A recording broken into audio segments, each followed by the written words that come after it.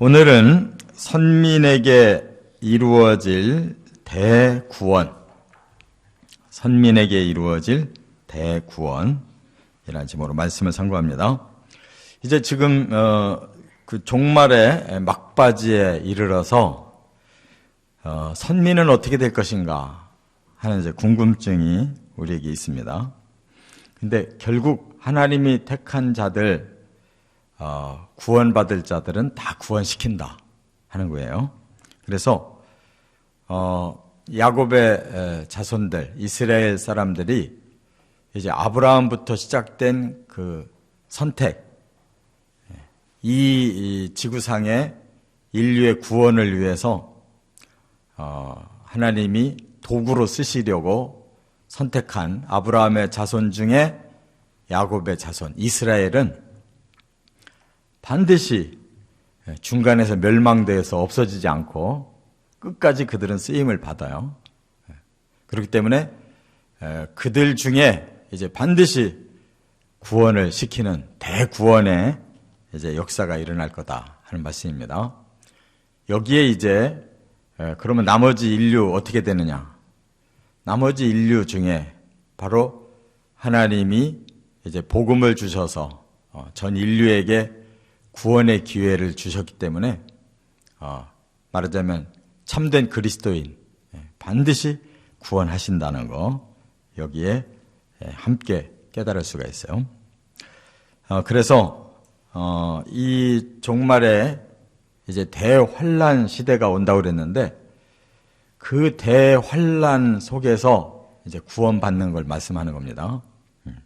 그리고 적그리스도에게 속아서 처음에 3년 반 정도는 아주 평화롭게 이스라엘이 금방 영광을 받을 것 같은 그런 상황이 오다가 급 반전을 이루어서 이제 적그리스도에게 아주 치명적인 그러한 멸망을 당할 위기가 이제 올 거예요. 그때 그들에게 이제 대구원의 역사가 일어나는 것입니다. 하나님이 개입하신다는 거예요. 세 가지가 있어요. 첫째, 12장 10절부터 14절까지는 메시아를 버린 죄를 회개하는 큰 애통, 이 사건이 일어나요. 그러니까 큰 회개의 역사가 일어난다는 거예요. 이스라엘에게. 왜냐하면 자기들에게 메시아로 오신 줄로 알은 그가 바로 적그리스도였다는 것을 깨닫고, 그렇다면 진짜 그리스도는 이미 오셨구나, 그분이 예수님이셨구나 하는 것을 이제 그때 가서야, 그 적그리스도의 시대에 이르러서야 뒤늦게 깨닫는다는 거예요. 그런데 그것도 하나님의 편에서 보실 때는 은총과 간구하는 심령을 부어주시기 때문이라고 말씀하고 있어요. 여기 본문에 10절에 그랬죠. 내가 다윗의 집과 예루살렘 주민에게 은총과 간구하는 심령을 부어주리니 그들이 그 찌른 바 그를 바라보고 그를 위하여 애통하기를. 그랬어요. 누구를 찔렀어요? 바로 메시아 그리스도를 찔렀잖아요. 그들이 스스로 저 사람은 메시아 아니다, 가짜다. 유대인들이 예수를 고발하고 예수를 죽인 거잖아요. 그것에 대해서 그들이 대회개의 역사를 일으키는데 이것도 하나님 허락이 있는 것이다, 그 말이에요. 하나님이 은총과 간구하는 심령을 부어주신다. 그만큼 하나님의 긍휼이 그 선민에게 떠나지 않고 있기 때문에 회개의 기회가 오는 거예요. 내가 회개하고 내가 예수 믿고 내가 구원받은 건 내 공로가 아니에요. 하나님의 이러한 은총과 간구하는 심령을 부어주시는 그 은혜로 우리가 회개도 할 수 있는 거고 변화가 올 수 있는 거고 구원도 받는 거예요. 모든 것은 하나님께로부터 주어지는 축복입니다. 그래서 그들이 이제 마지막에 하나님이 이렇게 은총을 주시고 회개할 수 있는 심령을 주시기에 그때서 이제 진짜 깨닫고 하나님 앞에 뉘우치는 큰 애통이 일어난다는 거예요. 메시아를 우리가 죽였구나 하는 그것을 깨달을 때 그야말로 얼마나 애통하겠어요. 저나 여러분이나 우리가 회개하고 예수 믿을 때 뭘 회개했냐면 우리가 하나님 앞에 지은 죄, 사람들에게 못되게 지었던 죄가 깨달아져서 그때 통회자복했잖아요. 그러니까 사람이 내가 정말 잘못했구나, 내가 정말 큰 죄를 졌구나 하는 걸 깨닫는 순간이 그게 은혜의 순간이에요. 우리로 하여금 뉘우쳐서 하나님 앞에 죄사함을 받을 수 있는 기회가 주어지는 거죠. 그래서 여기에 보니까 이렇게 회개의 영이 임하고 그들에게 진짜 회개가 일어날 때 어느 정도로 회개하느냐, 여기 보니까 독자를 위하여 애통하듯 그랬어요. 독자라는 말은 하나밖에 없는 아들이에요. 내 아들을 잃어버렸다고요. 나 때문에 내 아들을 잃었다. 그럼 얼마나 슬프겠어요. 또 통곡하기를 장자를 위하여 통곡하듯, 맏아들이 그렇게 귀한데 그 맏아들을 잃어버린 아픔처럼 그렇게 애통한다, 그 뜻이에요. 또 여기 11절 이하에 보면 예루살렘에 큰 애통이 있으리니 무기또 골짜기 하다 드림몬에 있던 애통과 같을 것이다 그러네. 이 무기또 하다 드림몬이라고 하는 말은 앞에 역대하 35장에 보면 가장 총망받던 왕 제16대 요시야 왕이 있었어요. 그가 8살 때부터 그 왕이 돼가지고 한 16세 정도 되니까 영이 뜨여서 하나님 앞에 개혁을 시키고 성전도 수리하고 했던 사람이지. 그에게 마지막 기회가 이스라엘에게 달려 있었는데 그가 무기또에서 전사를 해요. 애굽의 바론 르고를 막다가 죽어요.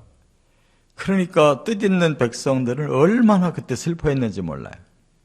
그게 역대하 35장 22절의 말씀을 여기에서 얘기하는 거예요. 너희들이 과거에 가장 안타까워서 슬퍼하던 그때처럼 슬퍼할 거다, 그 말에. 죽으면 안 될 사람이 죽을 때 그 메시아에 대한 슬픔이 그런 거지. 메시아가 왜 죽냐? 우리 죄로 죽어야 되는데 메시아가 대신 죽으셨구나. 그 슬픔이 있어야 회개가 되는 거예요. 그게 없는 사람은 아직 회개를 안 한 거예요. 이렇게 큰 애통이 또 어떻게 이루어지느냐면 온 땅 각 족속이 따로 애통한다 그랬어요. 다시 말하면 모든 사람이 각자의 죄를 통회자복한다는 거예요. 그래서 예를 들어서 여기 뭐라고 그랬어요? 다윗의 족속이 따로 하고 그들의 아내들이 따로 한다. 다윗의 자손들이 자기들의 죄에 대해서 회개하는데 그 아내들은 그 아내의 죄를 또 따로 회개하더라. 나단의 족속이 회개하는데, 나단이라는 것은 다윗의 아들 중에 하나의 이름이에요. 그 아들은 아들대로 또 회개하고 그 아내는 그 아내대로 또 회개하더라. 그래서 그 다음에 또 한 줄기로 크게 레위 족속이 또 회개하고 그 아내들이 또 따로 회개하고, 그 뒤에 시므이 족속이 그랬는데 이건 또 레위의 손자 중에 시므이가 있어요. 그 손자는 손자대로 회개하고 그 아내는 그 아내대로 따로 회개하더라. 그러니까 개별적인 회개를 말하는 거예요. 우리 각자가 자기 죄에 대해서 하나님 앞에 철저하게 회개하더라, 그 뜻이에요. 또 14절에도 모든 남은 족속도 각기 따로 하고 그들의 아내들이 따로 하니라. 여기에서 빠진 이름의 족속들이라 할지라도 다 각각 회개하더라, 그 말이에요. 그러니까 철저한 개별적 통회자복, 이것이 일어나더라는 거예요. 그래서 구원받는 거예요, 그들이. 그냥 거저 구원받는 게 아니라 자기들의 죄악에 대한 철저한 깨달음과 뉘우침과 통회, 자복 때문에 구원받는 거예요. 두 번째, 13절에 13장 1절부터 6절까지 보면 하나님이 베푸시는 거룩한 변화가 이제 일어나는데, 그렇게 깨끗하게 죄를 씻고 싶어서 회개하는 자에게 여기 보니까 죄와 더러움을 씻는 샘이 열리더라 그랬어요. 이 13장에 보니까 그날에 죄와 더러움을 씻는 샘이 다윗의 족속과 예루살렘 주민을 위하여 열리리라. 그 샘에서 다 죄악을, 더러움을 씻을 수 있는, 그게 뭐겠어요? 하나님의 성령이 부어진다는 거예요. 하나님의 영이, 거룩한 영이 그들에게 임해서 그들이 거듭나는 거예요. 이미 우리는 예수를 통해 체험했는데 그들은 그때 가서야 체험하는 거예요. 그때 가서야 예수를 믿고 통해 잡아가니까 그때 성령이 그들에게 임하는 거예요. 이미 2000년 전에 하나님이 주신 거 그들은 끝까지 거부하다가 막판에 7년 대환 내에 가서야 이런 회개가 일어나고 이런 성령의 임재가 오는 거예요. 그 죄악과 더러움이 씻어지는 샘물, 예수님이 내가 너희의 배에 생수의 강이 흘러 넘치게 하리라, 그것이 바로 성령이었다라고 성경 요한복음에 말씀하고 있잖아요. 바로 그것이 그 이스라엘 사람들에게도 온다는 거예요. 그러면 그들이 이제는 얼마나 거룩해졌는지 여기 보니까 이 거짓 우상의 이름을 끊어서 기억도 되지 못하게 한다. 자기들이 가장 치명적인 죄가 뭐였어요? 우상 숭배였죠. 우상의 이름도 꺼내지 못한다는 거예요. 그만큼 확 변한 거예요. 또 거짓 선지자와 더러운 귀신을 떠나게 한다는 거예요. 일체의 거짓 말씀 버리고 귀신의 역사 일체 제거한다는 거예요. 이게 지금 우리들에게 똑같은 현실이 돼야 됩니다. 내가 하나님 믿는다고 하면서 더 지금 집착하고 있는 존재가 있잖아요. 그게 우상인 거예요. 내가 하나님보다도 내 마음을 더 잡아 끌고 거기에 더 끌려가고 있는 힘이 뭔가, 그게 우상인 거예요. 어떤 사람은 돈이 우상이고, 어떤 사람은 자식이 우상이고, 어떤 사람은 자기 명예가 우상이고, 어떤 사람은 악에 끌려서 어떤 취미생활이 우상인 사람들이 있어요. 그것을 이제는 거들떠보지도 않는다는 거예요. 싹 변했다는 거예요. 그리고 여기 보니까 부모가 거짓 말을, 선지자가 거짓말하고 있는 걸 그 부모가 달려들어서 죽인대요. 부모가 어떻게 자식을 죽이겠어요? 그러나 그만큼 죄에 대해서 칼같이 끊어버리는 때가 올 거다, 그 말이에요.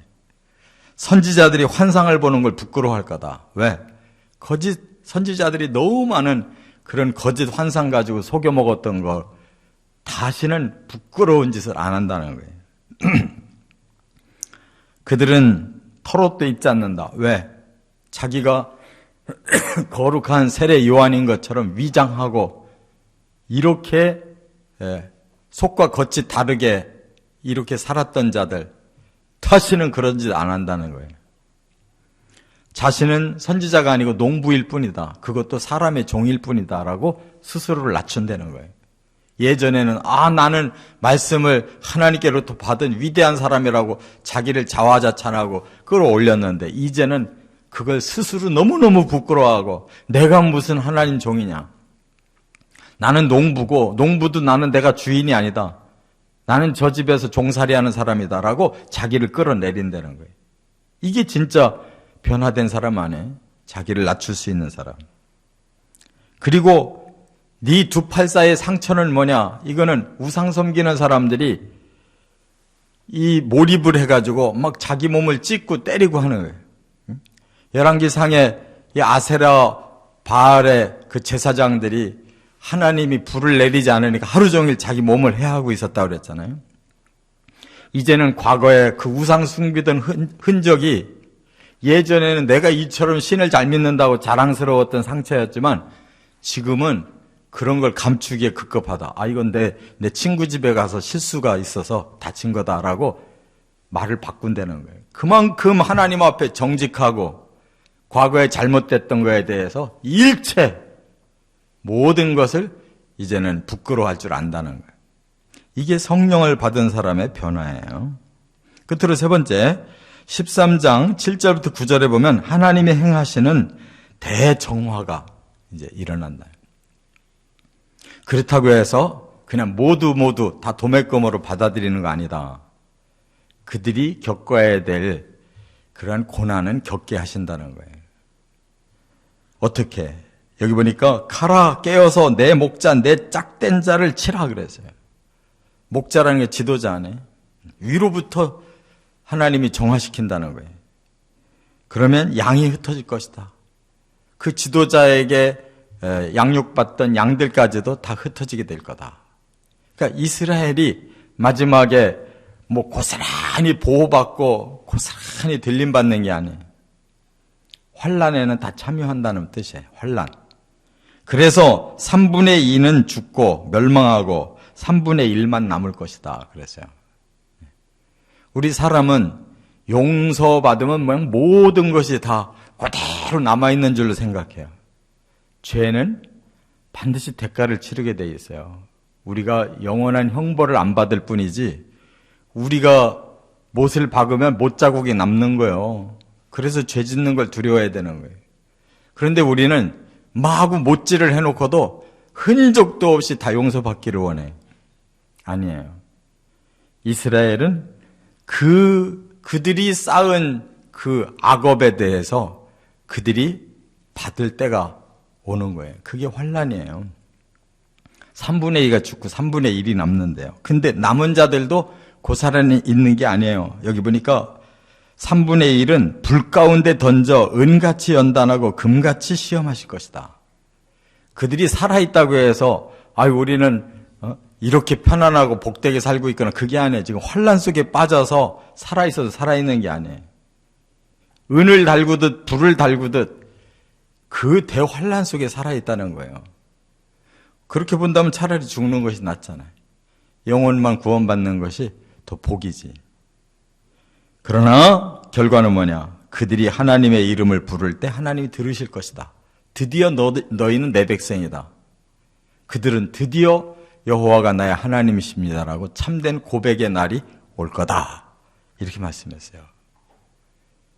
그러니까 우리 사람들은 자꾸 물질과 이 땅의 생명에만 집착해가지고 모든 건 빨리빨리 회복되고 빨리빨리 복받고 막 오래 살고 이런 생각을 자꾸 하는데 진짜 구원은 그런 게 아니에요. 이 땅 오래 살아서 70년 사나 100년을 사나 뭐가 달라요. 적당히 살고 죽어야지. 오래 살면은 뒤치다거리도 안 해주려고 하잖아요. 그게 무슨 복이야.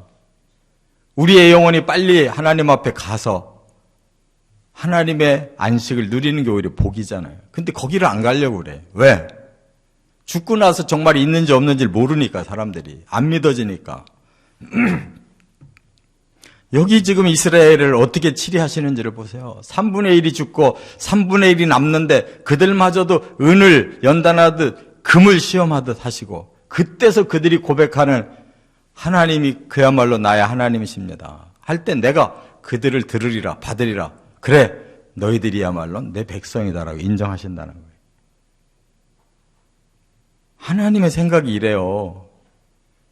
우리는 너무 쉽게 죄 짓고 너무 쉽게 죄가 소멸될 줄로 생각해요. 천만에. 그렇기 때문에 진리를 모르고 하나님의 공의를 모르고 하나님의 사랑을 모른다는 거예요. 우리는 다 자기 생각으로 얼버무려서 적당하게 살고 적당하게 죄 짓고 적당하게 용서받고 이게 다 가한 줄로 안다는 거예요. 하나님은 정확하셔요. 정확한 사랑을 하고 정확한 공의를 행하고 정확하게 정화를 시킨다는 거예요. 여기서 피해서 도망갈 사람이 없어요. 나는 그런 하나님 믿기 싫어. 믿기 싫으면 그만두면 되는 거예요. 그러나 이것이 그 사람에게 예외가 되느냐? 예외가 안 돼요. 지금 선민을 이렇게 다루신다는데 이방인은 말할 것도 없잖아요. 우리는 그 하나님의 원칙 안으로 들어가야지 내가 피하고 싫다고 떨어진다고 떨어지는 게 아니에요. 믿음이라는 것은 하나님이 어떤 것을 우리에게 주시든 나는 그대로 다 받고 하나님 뜻대로 가겠습니다가 믿음이에요. 고난이든 환난이든 죽음이든 그 이상의 것이라 할지라도 하나님 우리를 버리지 아니하시고 끝내 구원하시고 하나님 백성으로 삼으신다면 끝까지 그 길을 가겠습니다. 이게 믿음이에요.